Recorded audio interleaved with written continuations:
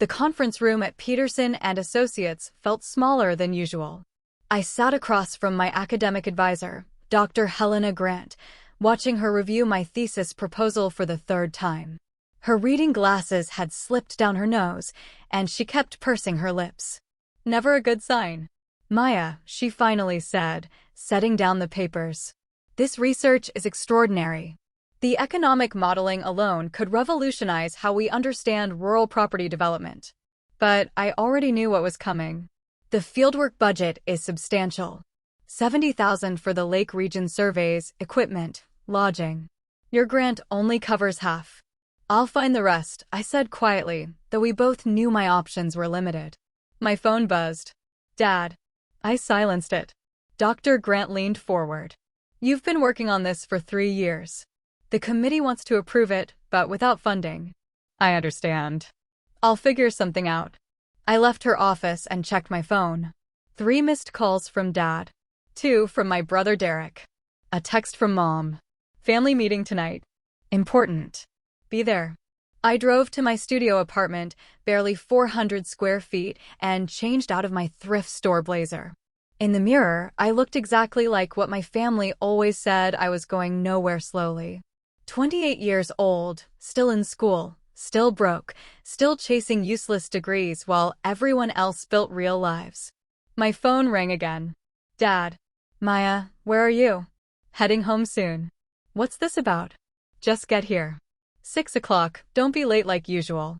He hung up before I could respond. The family house sat on 2 acres in the suburbs.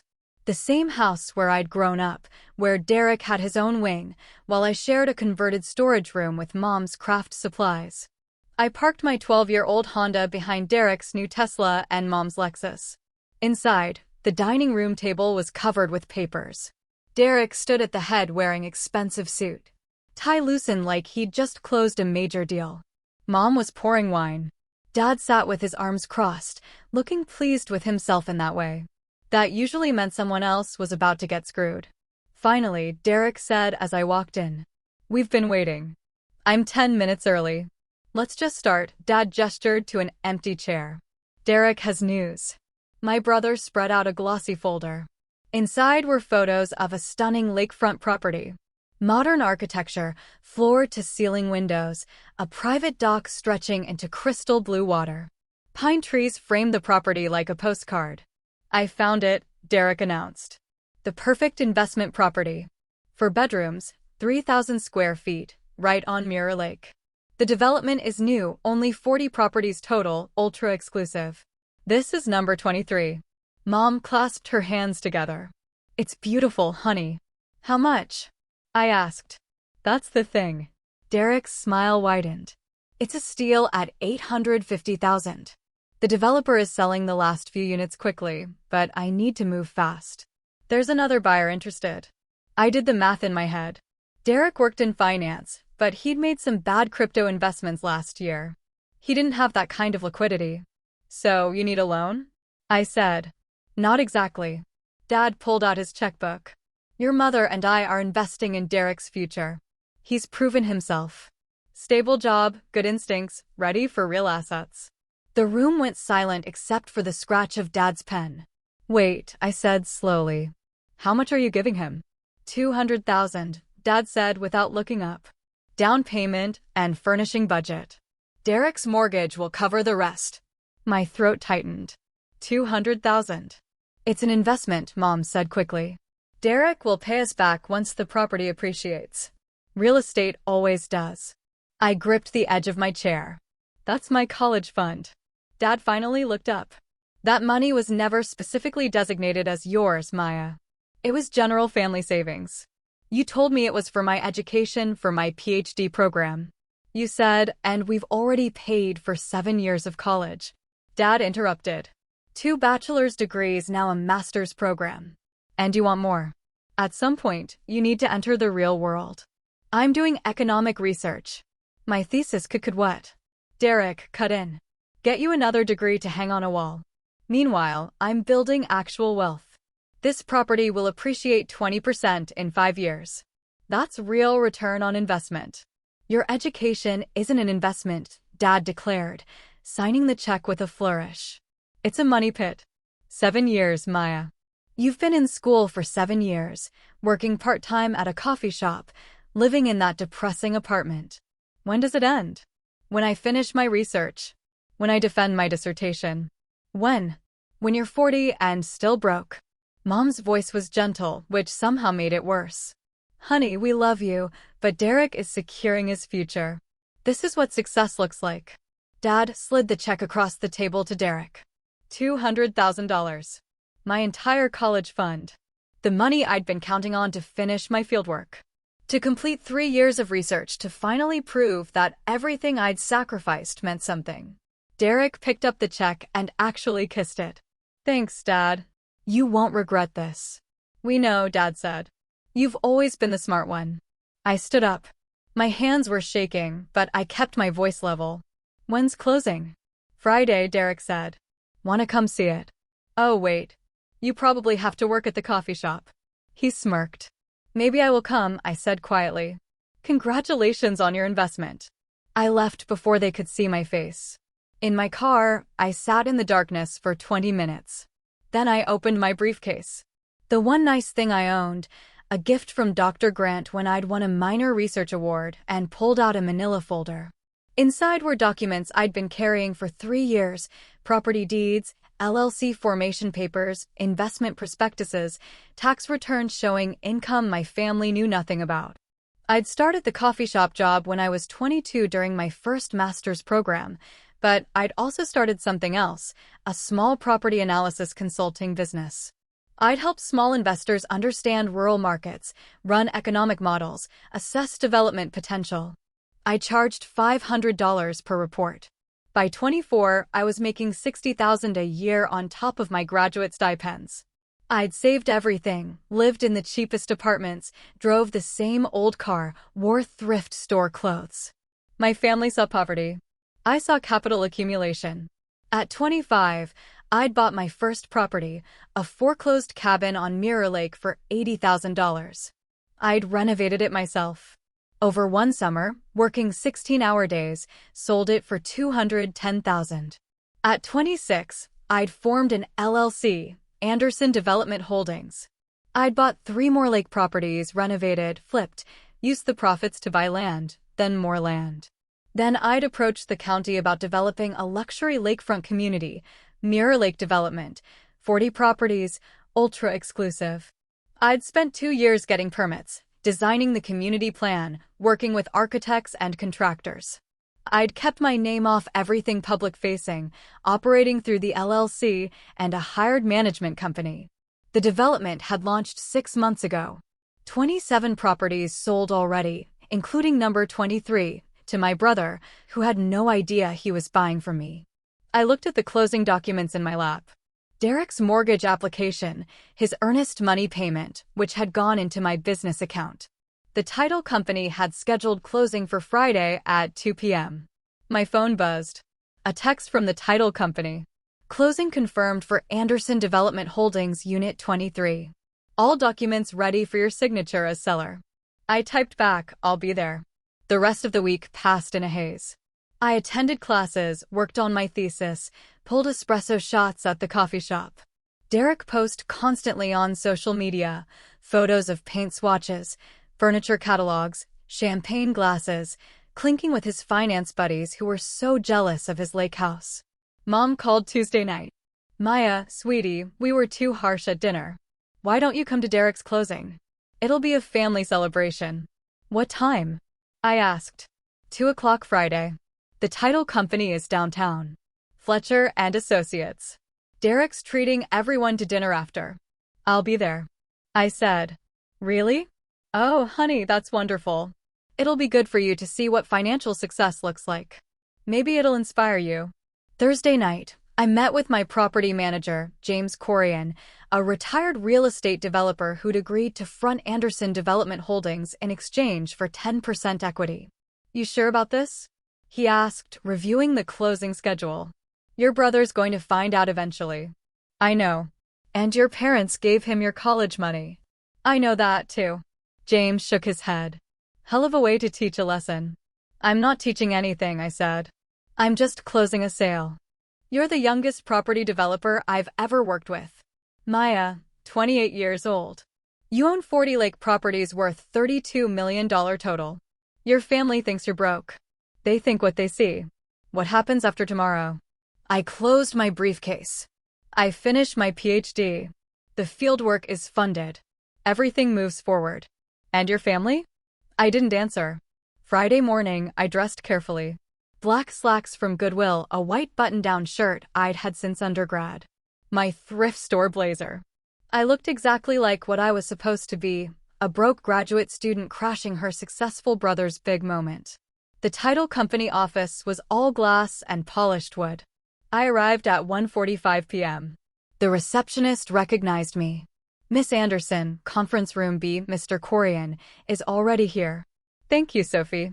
I walked past conference room A where I could see Derek through the glass walls, laughing with Mom and Dad, gesturing expansively about his new property. He wore a custom suit. Dad clapped him on the shoulder. Conference room B was quiet. James sat at the head of the table with Miriam Fletcher, the title company owner. Stacks of documents waited for signatures. Everything ready? I asked. Miriam nodded. Unit 23. Sale $850,000. Derek Anderson is the buyer. Anderson Development Holdings LLC is the seller. You're here to sign as the LLC principal. I reviewed the documents. Derek's mortgage had been approved. $650,000 from First National Bank. His down payment of $200,000. My college fund had already been transferred to the LLC account, my account. The buyer requested his family attend the closing. Miriam said they're in conference room A. We usually do both parties in the same room, but Mr. Corian requested separate spaces. I appreciate that, I said. I signed page after page. Transfer of deed, title insurance documents, closing disclosures. My hand was steady. At 2:15 p.m., Miriam stood. I'll bring the buyer in to sign his documents.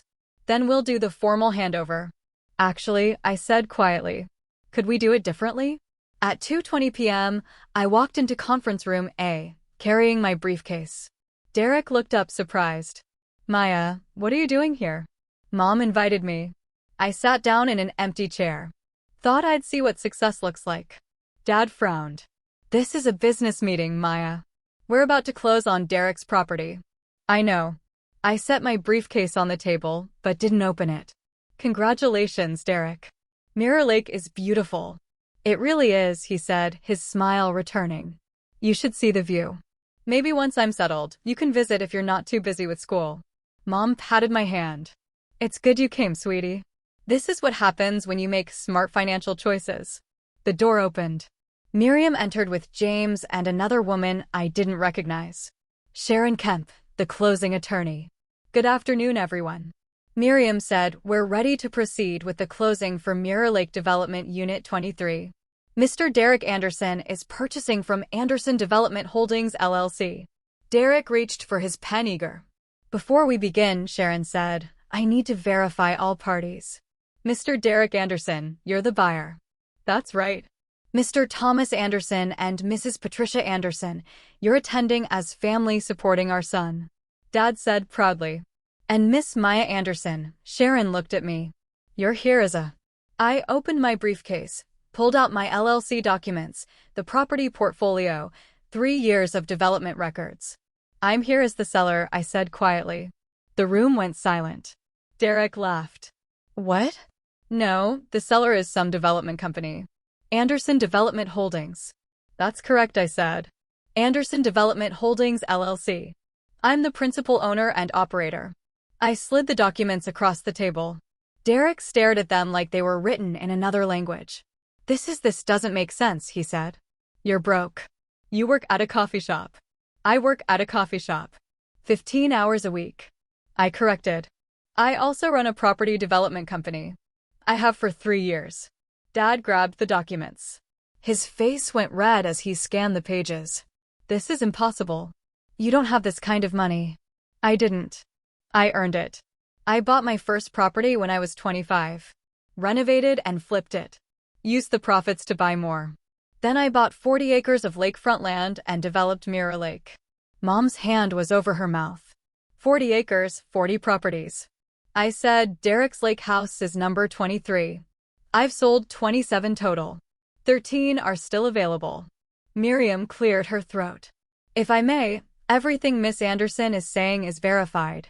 Anderson Development Holdings has been the seller on all Mirror Lake properties. The LLC is solely owned by Maya Christine Anderson. Derek's face had gone pale. You own the development? Yes. The whole thing? 40 properties? Yes. Along with the common areas, the beach access, the nature preserve, everything. But the down payment, Dad said weakly. The $200,000 we gave Derek, that money went to me. I finished. Derek's down payment was transferred to the LLC account yesterday. My account. The silence was deafening. Sharon opened her folder. Shall we proceed with signing? Mr. Derek Anderson, you're purchasing Unit 23 for $850,000. The deed will transfer from Anderson Development Holdings LLC, represented by Miss Maya Anderson, to you. Are you ready to sign? Derek just stared at the papers. I can't, Derek. I said gently. You don't have to buy it. If you want to back out, we can cancel the sale. You'll lose your earnest money deposit, $10,000, but the rest of your down payment will be refunded. His down payment is your college fund, Mom whispered. I corrected. Now it's revenue for Anderson Development Holdings. If Derek doesn't buy, the money goes back to him, which means back to you. If he does buy, the property is his. Yeah, it found his voice. You've been lying to us for 3 years, pretending to be broke while I'm wet? Successful. I met his eyes. I never lied. You never asked. You saw a coffee shop employee in cheap clothes and assumed that was the whole story. You let us think. I let you think what you wanted to think. I said quietly. Every time I tried to talk about my property analysis work, you called it playing with spreadsheets. When I mentioned real estate consulting, you said it was cute that I had hobbies. You decided I was a failure. I just stopped correcting you. Derek finally spoke. His voice. The photos you liked on my Instagram posts. The lake house pictures. You knew. You knew the whole time it was your property. Yes. You let me brag about buying a house from you. Yes. You let Dad give me your college money to buy a house that he stopped. The college money. You don't even need it. I didn't. I agreed. But it would have been nice to have. My thesis fieldwork budget is $70,000. I have it now, obviously. But it hurt when Dad said my education wasn't worth investing in. The room was so quiet. I could hear the air conditioning. How much are you worth? Mom asked faintly. I looked at Miriam. She consulted her documents. Anderson Development Holdings has total assets of approximately $32 million after mortgages and development costs. Net worth is around $12 million. Miss Anderson also has personal investment accounts totaling approximately $2 million, so roughly $14 million total. Mom actually swayed in her chair. $14 million. Dad repeated, you have $14 million. The LLC has most of it. I corrected. But yes. Derek stood up abruptly. I can't do this. I can't buy a house from my little sister who I've been calling a loser for 3 years. You called yourself a loser, I said. I just didn't argue. I posted on social media about this house. His voice was rising. I told everyone at work. My friends are coming to a housewarming party tomorrow. The house is still yours if you want it, I said calmly. It's a good investment. The property will appreciate. You got a fair price. Actually, below market value because I wanted the development to sell quickly. Below market value, he said numbly. Unit 23 will probably be worth $1 million in 3 years. You're getting a deal. Sharon tapped her papers. We do need a decision. The closing is scheduled for today. Mr. Derek Anderson, do you wish to proceed? Derek looked at Mom, at Dad, at the papers, at me. I don't know what to do, he admitted. Then let me help, I said. I pulled out another folder from my briefcase. I've been working on my PhD thesis for 3 years. It's an economic analysis of rural property development, specifically how to create sustainable luxury communities while preserving natural resources and providing economic benefits to existing residents. I opened the folder. Inside were charts, graphs, detailed models. Mirror Lake development is my fieldwork. Everything I learned in school, I applied here. The property values, the community design, the environmental impact studies. It's all part of my research. My dissertation will document how education in economics can create real-world value. I looked at Dad. You said my education wasn't an investment, but every class I took taught me something I used here. Finance, statistics, environmental policy, community planning. My useless degrees helped me build a $14 million company. Dad said nothing. So, here's what I propose. I continued. Derek, you buy the house. It's a good property. You'll be happy there. The down payment stays as revenue for the LLC. I need it for ongoing development costs, but I pulled out one more document. Anderson Development Holdings will sponsor a new scholarship at the university, $200,000 endowment for students pursuing advanced degrees in economics and rural development. It'll be called the Thomas and Patricia Anderson Scholarship. Mom's eyes filled with tears. You'd name it after us, she whispered. After what we did, you're still my parents, I said simply. You made a choice you thought was right. You wanted to invest in Derek's future. Now that money will invest in lots of futures. Students who need it. Students like I was. The silence stretched. Finally, Derek sat back down. The house is really worth $1 million in 3 years. My models project $950,000 to $1.1 million. Yes. And you actually gave me below market value. 15% below. I wanted to move inventory. He picked up the pen. His hand shook slightly. This is insane. This is business. I corrected gently. He signed page after page the mortgage documents, the deed transfer, the closing disclosures. Mom and Dad sat frozen, watching their son buy a house from their daughter with money they'd given him from her college fund. When it was done, Miriam collected all the documents. Congratulations, Mr. Anderson. You're now the owner of Unit 23, Mirror Lake Development. She turned to me. And congratulations, Miss Anderson. Another successful sale. Sharon stood. I'll file these documents Monday. The deed will transfer officially Tuesday morning. Thank you, I said. James had been silent throughout. Now he cleared his throat. Maya, the development board meeting is Monday at 4. We need to discuss units 28 through 40. I'll be there, I said. Development board, Dad asked weakly. Anderson Development Holdings has a board of directors, James explained. I'm on it. Along with 2 local business owners and our environmental consultant, Maya chairs it. She chairs it. Dad repeated. She founded the company. James said simply, of course she chairs it. Outside the title company, we stood in the parking lot. Derek clutched his folder of closing documents like they might disappear. Mom kept touching her face like she couldn't quite believe what had happened. Dad stared at his car. I need to tell you something, Derek said finally. That housewarming party tomorrow. It's at the lake house. I invited 40 people. I know. I said I saw the event page. You made it public. You could come if you wanted your party. It's your house. He said, I mean, it's my house. But you built it. You episoded the whole development. You should see people enjoying it. I considered. What will you tell them? Your 40 guests. I don't know. He admitted the truth, I guess.